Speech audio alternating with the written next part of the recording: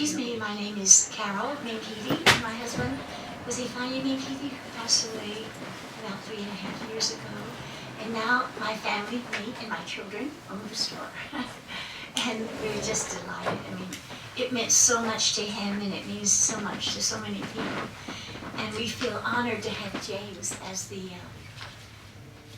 manager, superb manager. And we have two interns from Bennington College, Lily and Star. And I just want to say this is a very wonderful evening. It's very special to us because I think it's the 8th time spoKe has launched their magazine here, and we feel honored that they're doing that. And I know that my husband would be delighted. He felt this was a sacred place, that poetry was sacred, that the world owed its unity again through poetry. So thank you for being here, and there's people on the Zoom. How many is it, James? There's a lot of people on Zoom. We have 19 people. Hi, Darren. I know you're there. Yeah. Hey, Dino, how you doing? There we go. Thank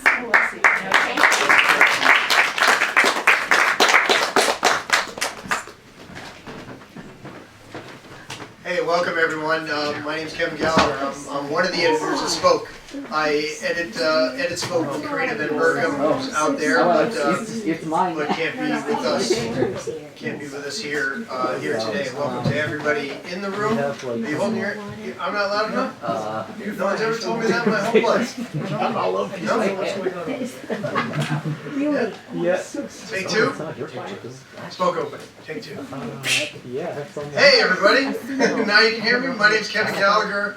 I'm the editor of spoKe. I'm also honored to be here in this sacred place. Thank you, Carol, for that great introduction. I edit the magazine with Karina Van Berkham, who's moved to Vermont, works with us remotely, but couldn't be with us here today. But if you're out there, hey Karina, thanks so much for all your space on this. This is our 9th issue of spoKe, and we're super excited. And yes, 8 of our 9 openings have been here at the Grolier, and we hope the next 8 are too.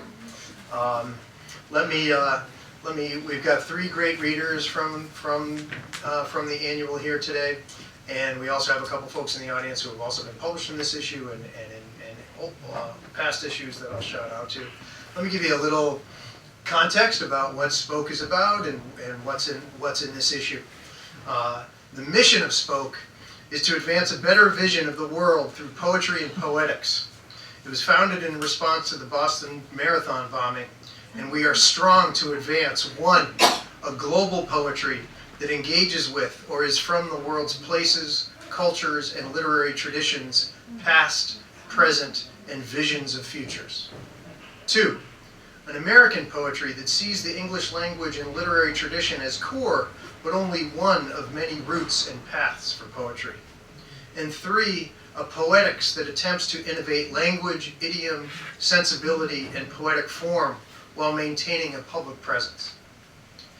In the tradition of one of Boston's other great magazines, Sid Corman's Origin, we go deeply into a handful of poets or poetries in each issue. And this time, we're honored to feature, among others, Ed Bolins. As I look, you can see here we have all 9 issues spattered across here. And one of the inspiring but also sad things is that I guess 7 of the 9 covers are pictures of deceased Boston area poets and playwrights. And most people know Ed Bolins as one of the co-founders of the New Lafayette Theater, multi-Obie winner, the author of In the Wine Time, The Electronic N-Word, and so many other plays. Probably also know him as the Minister of Culture of the Black Panthers, but few people know that he actually spent the last 30 years of his life here in Boston. And he founded something called the Roxbury Crossroads Theater, and was really active in especially Roxbury area community theater, and actually lived in Boston longer than anywhere except for in his early days in the Philadelphia area, even though he's so known as sort of a poet and playwright of the Black Arts movement in New York and Oakland. But this is really where his space was. I met Ed in the early 1990s when he and Marva moved here. Ed came here from Oakland to be a professor at Northeastern University, where at the time a group of us edited another magazine called Compost, and were artists in residence at the Northeastern University Center for the Arts. Ed and Marva befriended us. We did a wonderful interview with him and published his then new play called Snickers. Although he will always be remembered as a cornerstone of the Black Arts movement, who inspired August Wilson and many others, and of course was the Minister of Culture of the Black Panthers, few know that he lived in Boston. In addition to essays about him by Sonia Sanchez, Ismail Reed, Askia Mohammed, and Eugene Redmond, we also have an unpublished play by Ed called Day One that actually won the Boston Short Play Festival prize in 2003. So we're excited to have that here. In addition, in sort of style of origin, in addition to featuring Ed's work, we're also proud to exhibit Charles Martin's new translations of Horace's odes and translations of the Haitian poet, and I don't speak French, so help me, loud.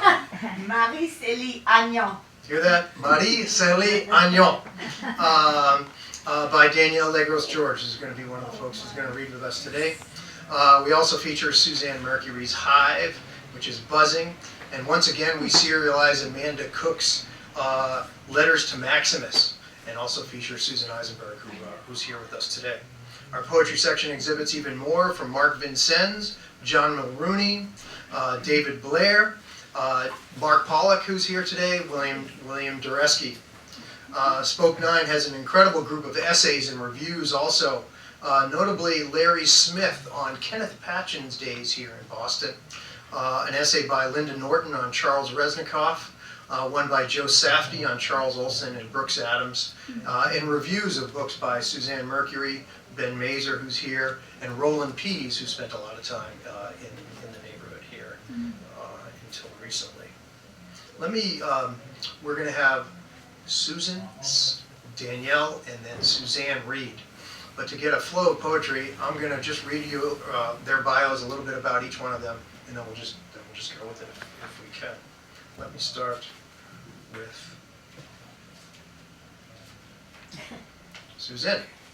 Susan Eisenberg is a poet, essayist, oral historian, and visual artist.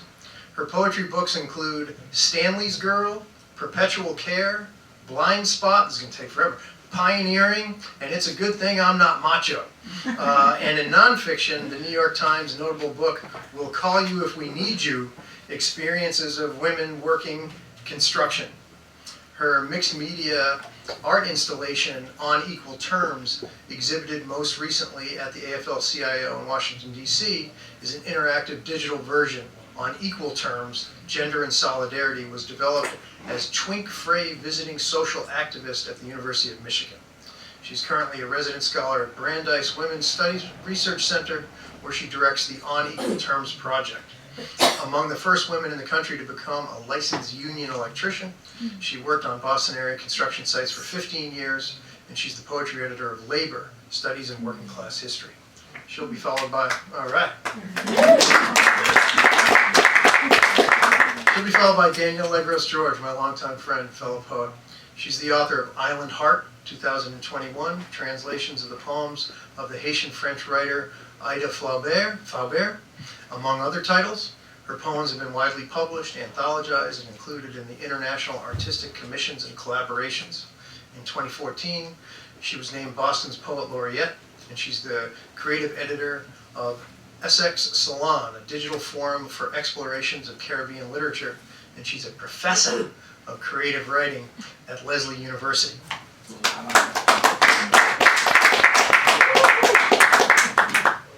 Then we have, where'd she go?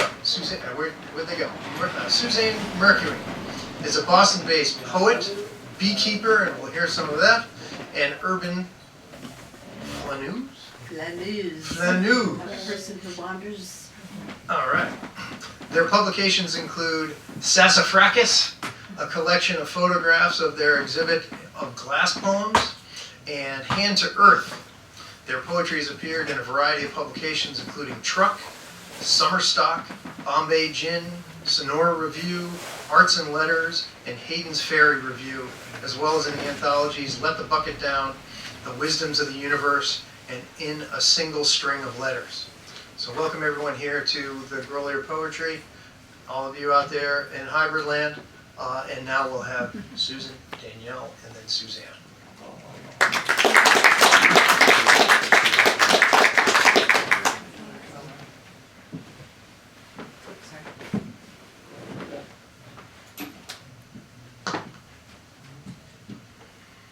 Is this good?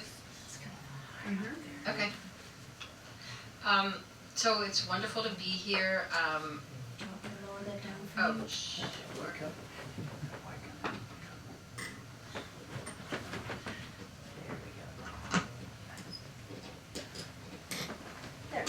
Okay.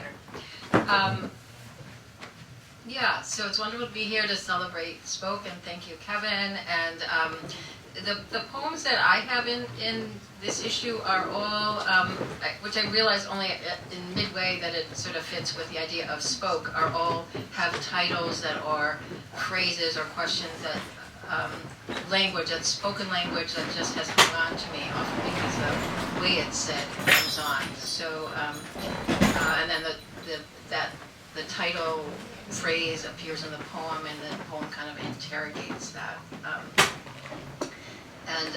I'm not going to read the poem. There's one, Where is Home, but it always makes me think of Ifeanyi and something that he said that I remember of, that people always talk about going home, but you can't go home because what you remember as home is no longer there. And then I also remembered that coming here, which is always, I think, probably a resonant space for everybody who's a poet, probably anywhere, but particularly here. This was my first public reading, was in the Grolier series at the Adams House that Louisa Solano organized, and I read with Gerald Stern. So just a shout out to her as well.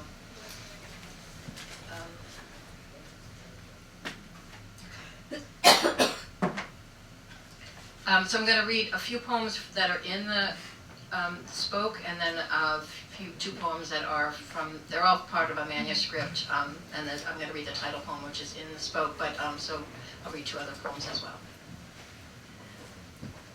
Do you know where you're going?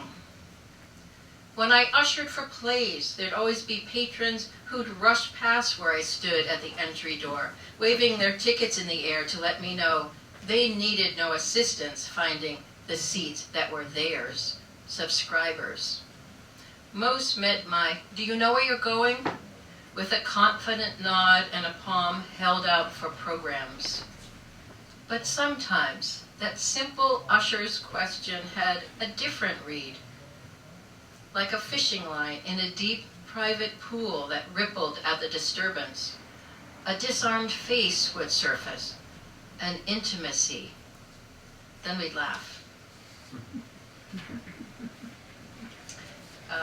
And this poem, I'll just say, takes place in 1970 for people who were around then. By the time your trial comes up, you'll be underground.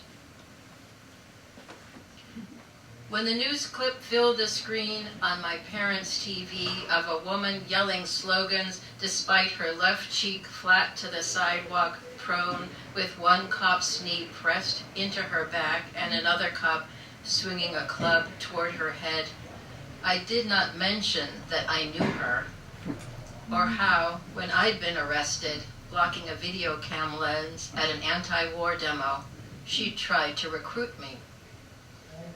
A billy club thrust against my solar plexus, I was lifted and carried to a waiting police van where they took ID and held my head by the hair for a photo before locking me inside. A street fight encircled the van, and then the rear doors flung open. Two women motioned my escape. The one on TV saying, not to worry. By the time your trial comes up, you'll be underground. I stayed put, declined to jump through those doors. And this is a poem, a sort of workplace poem. Liz Schuler describes me as being in the inaugural class of women who came into the construction industry, which makes it sound quite lovely. Pablo's holding you back, isn't he?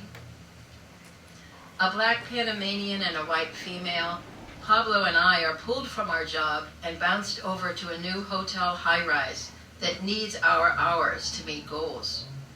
Before we enter the shack, a guy I know calls me aside to warn that our foreman is racist, which seems odd, almost funny, coming from warning guy.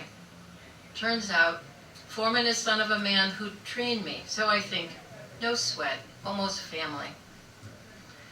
We're assigned to run electrical pipes across a vast parking garage ceiling and up to panels on floors above. We're handed prints, ladders, and stock, and shown our work area, a long corral marked off by yellow caution tape that begins where pipes start. A show pony job where all trades walk past. We set things up, find our rhythm, head to lunch. Get back to find our circus ring's been moved to where we left off. Next morning, same. Coffee break, same. Always back to restart. Midweek, foreman pulls me aside. Pablo's holding you back, isn't he? Foreman speak for going way too slow with a bold invite to blame the black guy. But I focus on how clever the script and imagine all the partners I've worked alongside pitch that seemed softball. The girl's holding you back, isn't she? Pablo's great, I say loudly. Then walk Junior through the pipe run, lingering at trouble spots we'd solved, made look easy, like his dad taught.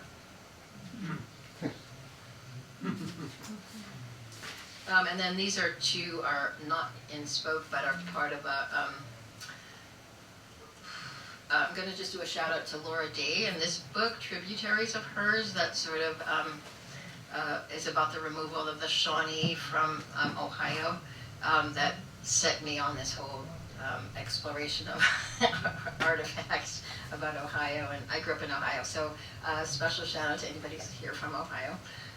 So I'm going to read two poems that are from that section. Coventry School. Our parents, our grandparents left their continent in crowded boats, coffin boats, left their language, left family, left what they knew. The smell of air after a rain, how a storm crosses the sky, left their seasons, their seasonings, their wild plants, left their dead. So we could study in this classroom and start each day standing up straight beside our new desks, pledging in perfect English our allegiance to the flag draped from the wall like a raised hand of welcome. Our parents, grandparents fled starvation, fled pogroms, fled mass graves being dug for their children, fled lands where they'd lived for centuries but were still called foreign, called vermin, called names that can't be translated into English, to come here and open a laundry, a hardware, a store with handmade chocolates, to work long days but for themselves, for their children to be more than cannon fodder or target practice, more than bent backs, to be Americans, white Americans. This is just first grade. We'll go to a high school with kids from neighborhoods where our parents cannot buy homes. But that's years away. This is just first grade. And then this is the last one. This is 4th grade. And I'll just do, there's, some of it are italicized, quotes. So, who is this girl?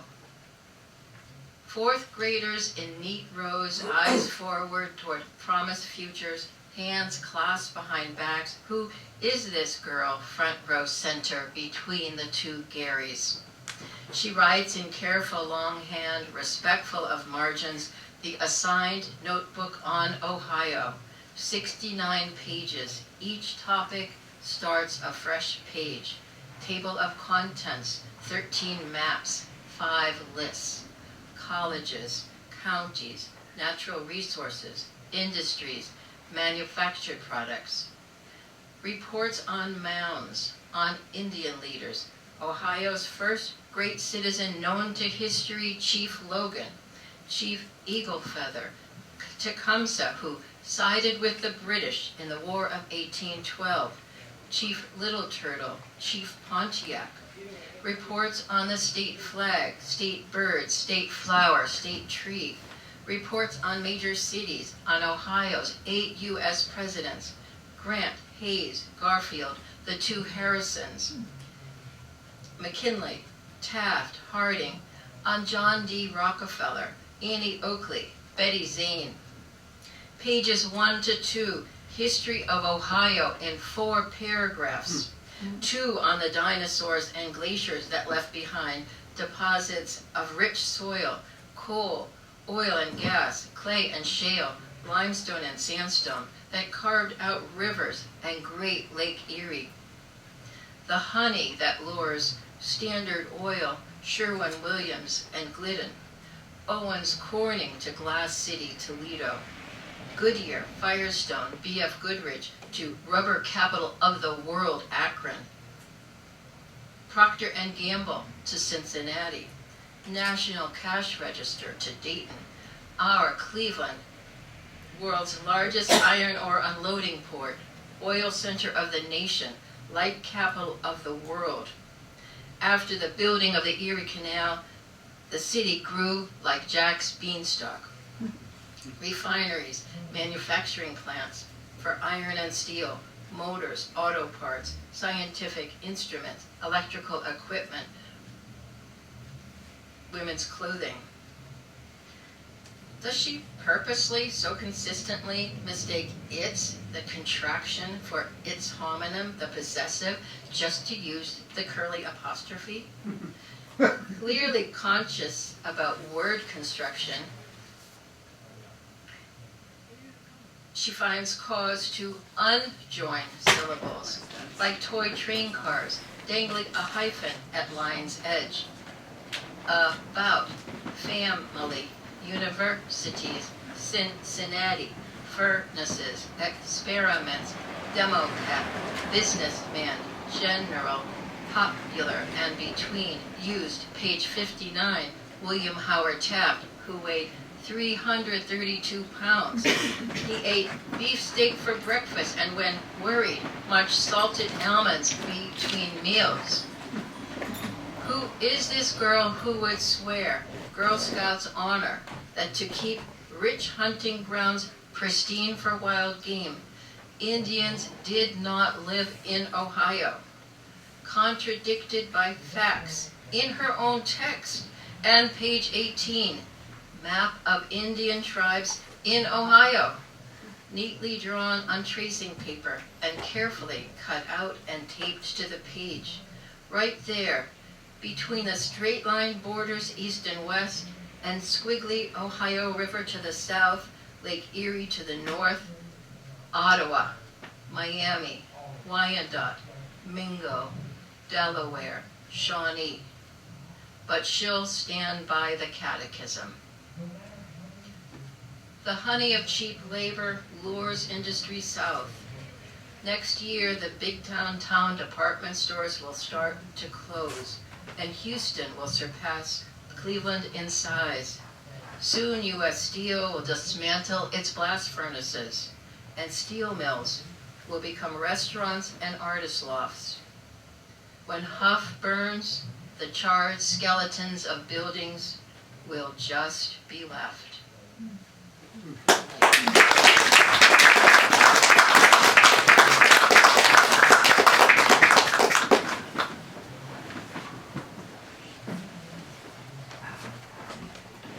Good evening.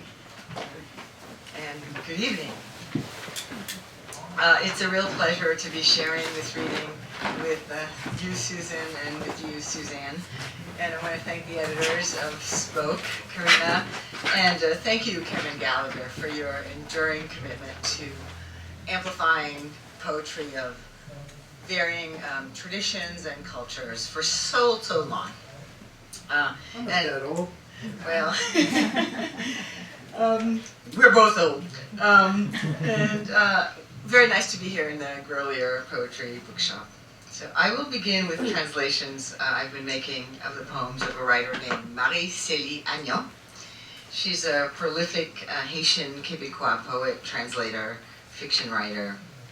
And these are from her very first book, published in 1994, entitled Balafre, or scars, literally, but which I've translated as gashes. So I'm translating the entire book, which I think is an important text because it introduces the many frameworks and themes that Agnon will employ and explore in her subsequent work, including questions of voice and interventions against violence. So I will read the titular poem in the original French, followed by my translation, and then I'll read some of her short poems that appear in spoKe. Then I'll read a long poem of mine. I'm trying to find some of my space to put stuff down on. Okay, so Balafre. Sur les rides du monde, pour conjurer l'oubli, je veux écrire un long poème. Les ongles plantés dans l'écorce de la terre, au creux du mensonge, je veux écrire des phrases témoins. Sur tous les silences complices, je veux ma plume. Torrent, cavalcade, je veux ma plume. Ciseaux, je veux ma plume. Et réinventer ta vérité au monde.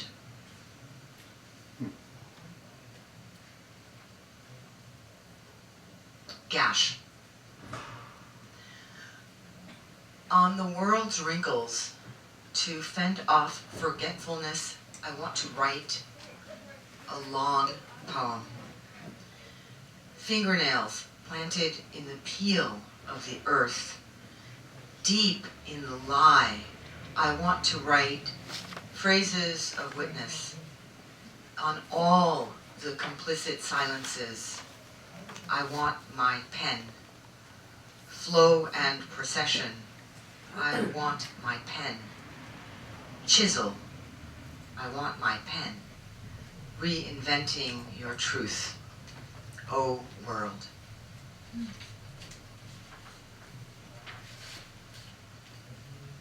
Abyss. Poetry, my legend, always thought of, my flogged yell. The shapeless pain I insist on calling up, rising constantly from the void.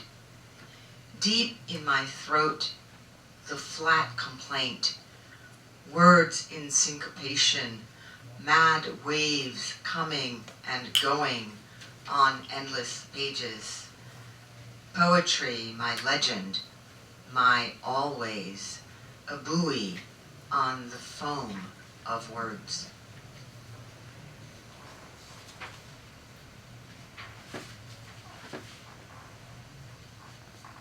Second shout. Saraband of fertile stars, scepter in hand, the day unfurls, then the irreverent night, gust of illusions. Of the feast, only cores and trimmings remain, for kings become slaves. It's nothing. Fate had it wrong.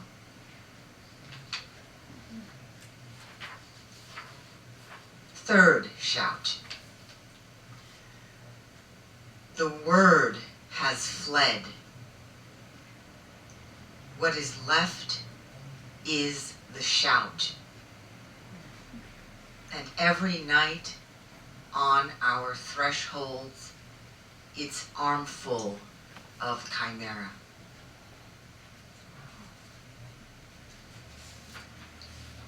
Last shout.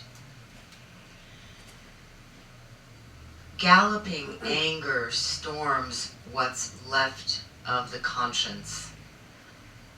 Chase then those unholy hands, fully teethed, that pluck out existence, that hurl feathers to the wind, gray or white, aimless feathers, black or yellow, feathers with no roosts, souls adrift.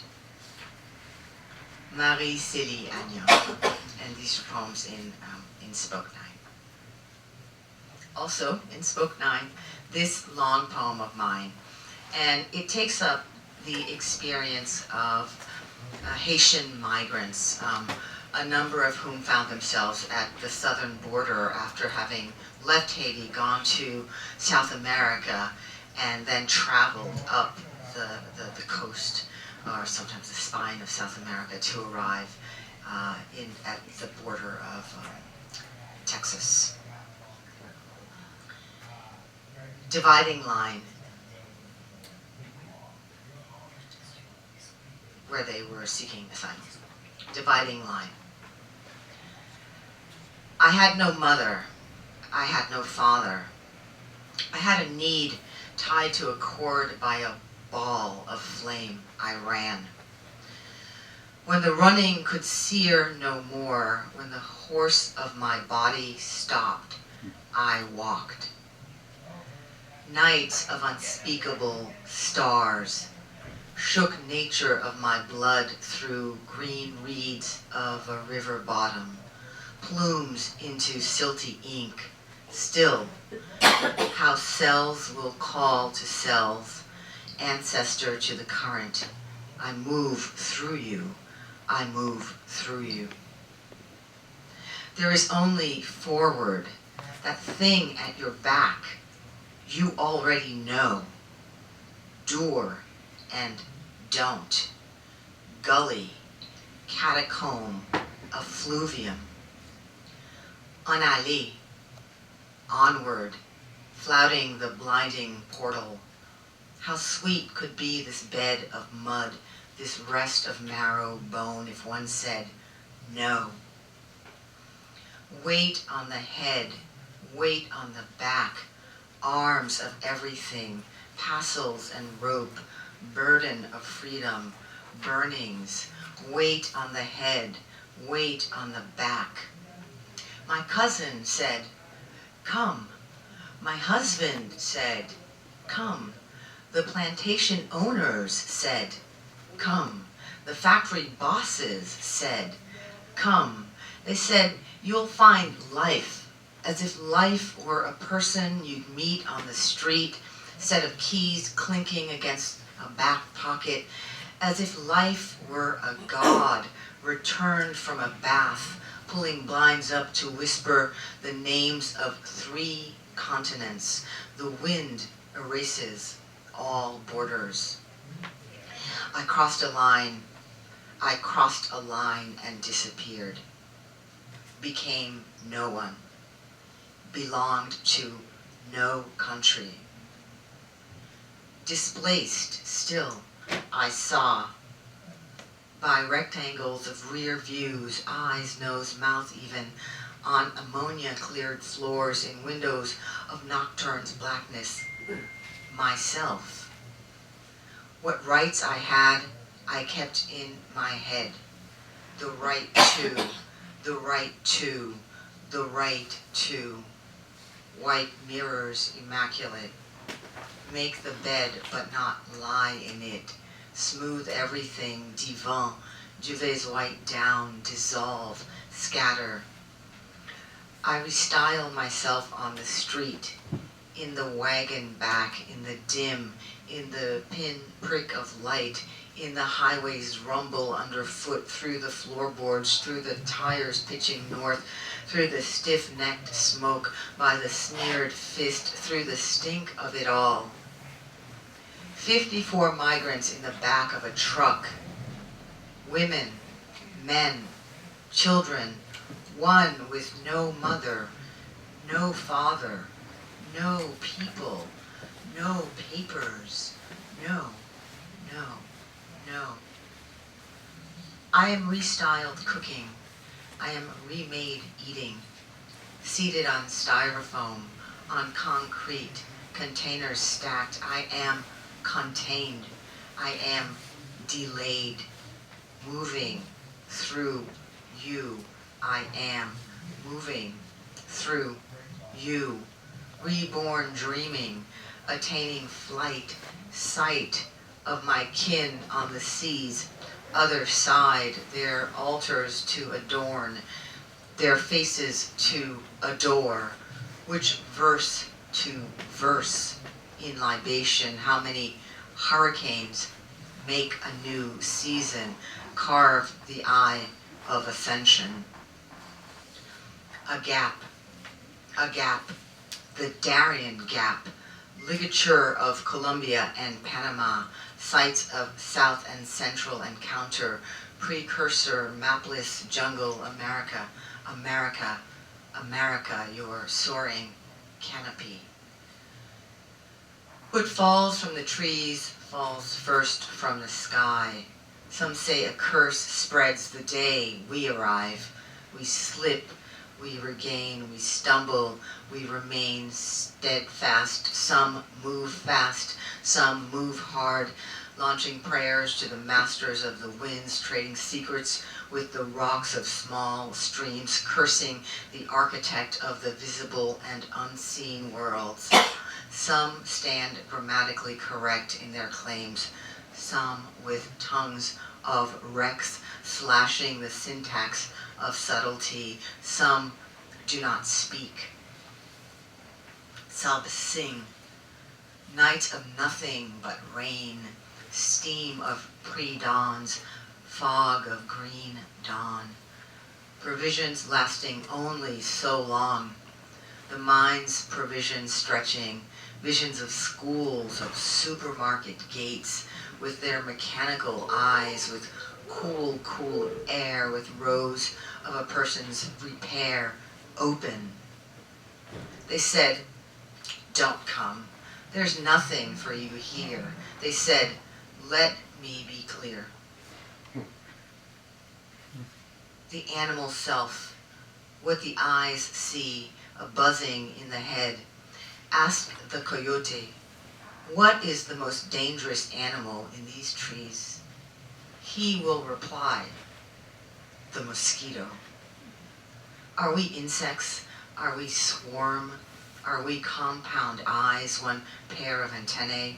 Are we numbers in the jungle line, crossing Ecuador, crossing Peru, crossing Colombia and Panama, Costa Rica, crossing Nicaragua, Honduras, crossing Guatemala, crossing Mexico? Most of the Haitians here have crossed 10 countries to glimpse the southern border of the state of abundance. The travel is done walking. The travel is done by busload. The travel is done by air. Who does it? Who can do it? Who walks? Who swims? Who sees the Rio Grande? Who fords the river and lives? Who sees their children stretch like the limbs of deep-rooted trees? Thanks.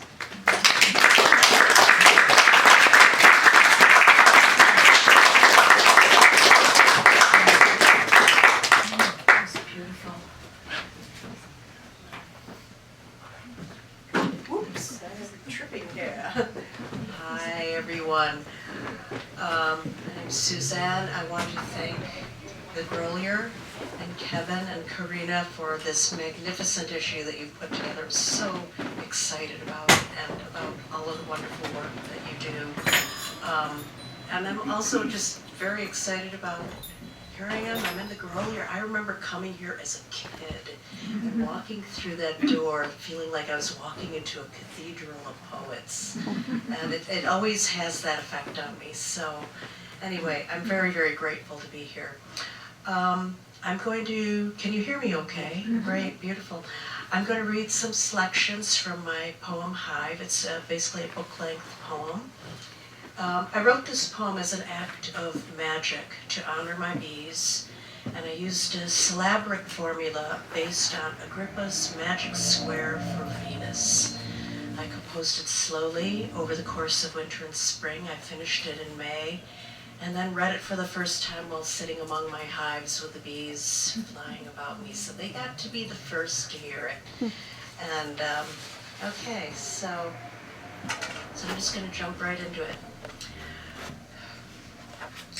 I look through parted fingers to balance the sun's quintessence in the bee's embodied flight. Dirty alchemist, you are a planet burned by sun. Inanna returned to you in a swarm of bees. Trembling, she shook the sun's head, crumbled with pollen, regenerated the world. I remember her flight and the sunflower's heliotropic gaze. The hive is utterance, a chorus of wings, a shadow theater of backlit liminality, a golden ratio of honeycomb, dark red resin and date palms. Talk to the bees, go, tell them everything.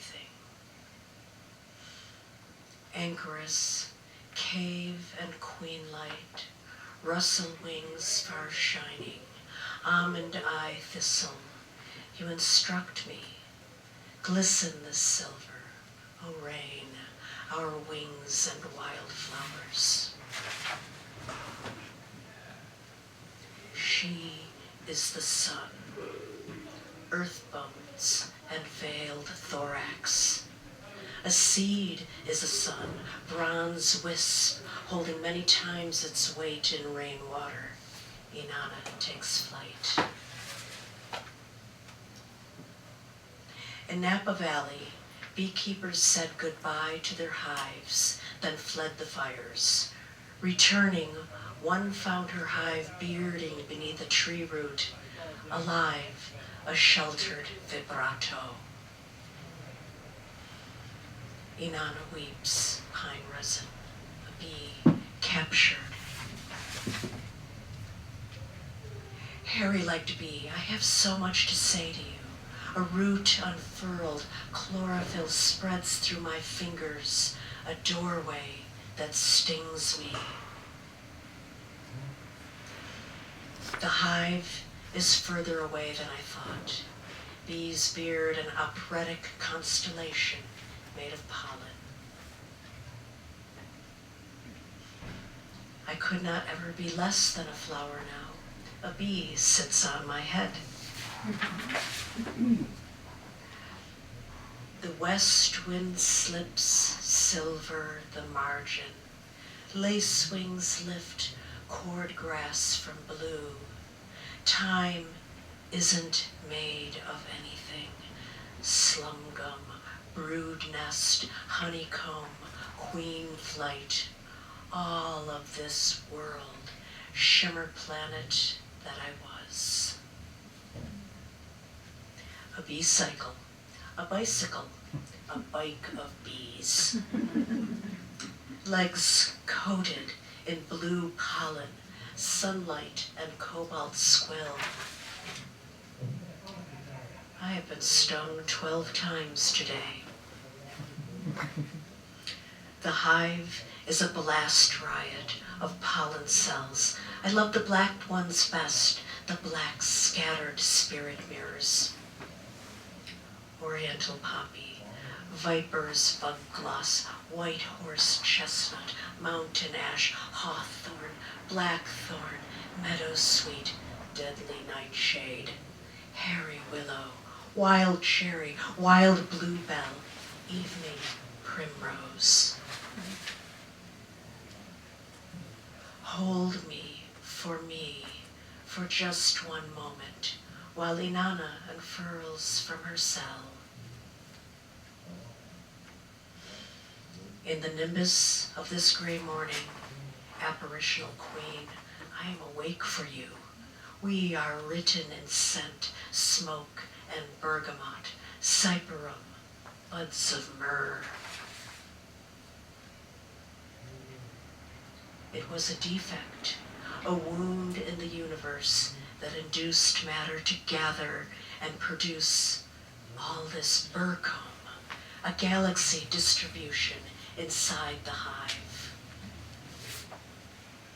If I could find anything blacker than black, I'd use it.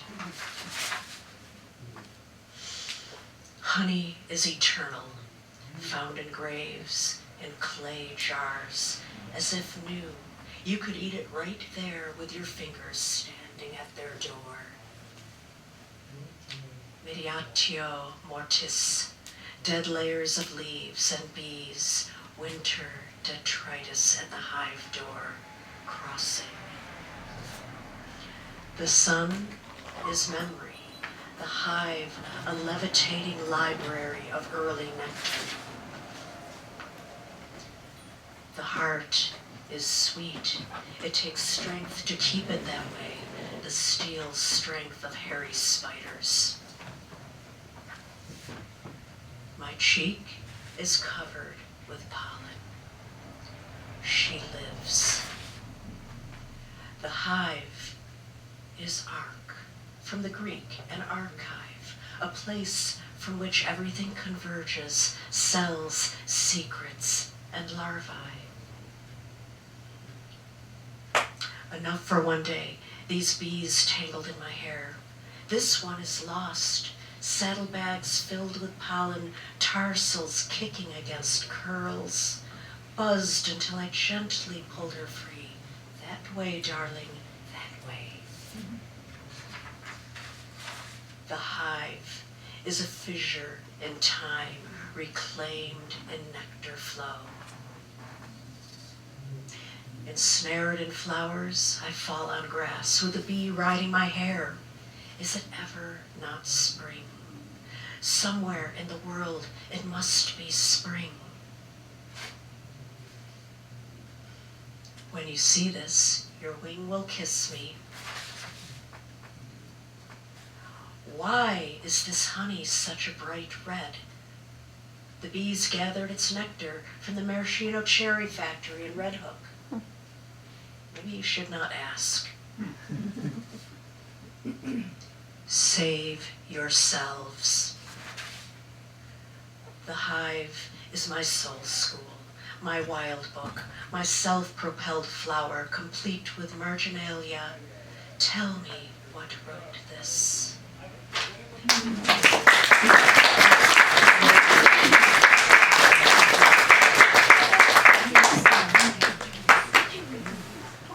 Thank you for joining us this evening. Let's give the poets another round of applause for a terrific reading.